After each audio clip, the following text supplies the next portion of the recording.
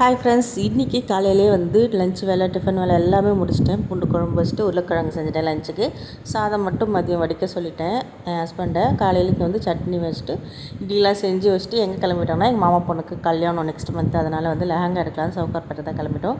திருவள்ளூரில் ஏறி வந்து சென்ட்ரலில் இறங்கிட்டோம். சென்ட்ரலில் வந்து ஒரு ஆட்டோ பிடிச்சி வந்துட்டோம். இங்கே இந்த கோயிலுக்கு வந்து 2 வாட்டி வந்திருக்கேன். நான் போகணுன்ட்டு எனக்கு ரொம்ப நாளாக ஆசை. சரி இன்றைக்கி போயிடலாம்னு சொல்லிட்டு வந்த உடனே முதல்ல இந்த கோயிலுக்கு தான் நாங்கள் போனோம்.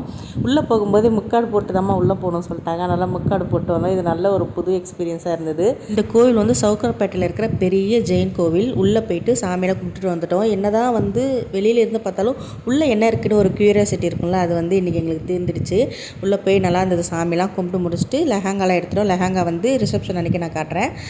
பானிபூரி சாப்பிட்டு இது வந்து காக்ரா சாண்ட்விட்ச் சொன்னாங்க, அதை வந்து வாங்கி சாப்பிட்டோம். அது முடிச்சுட்டு கரும்பு ஜூஸ் குடித்தோம். நாங்கள் வந்து ஷாப்பிங் போனோமா இல்லை சாப்பிட போனோமானே தெரியல. இந்த வீடியோ இன்னும் கொஞ்சம் இருக்குது. நெக்ஸ்ட் வீடியோவில் பார்க்கலாம்.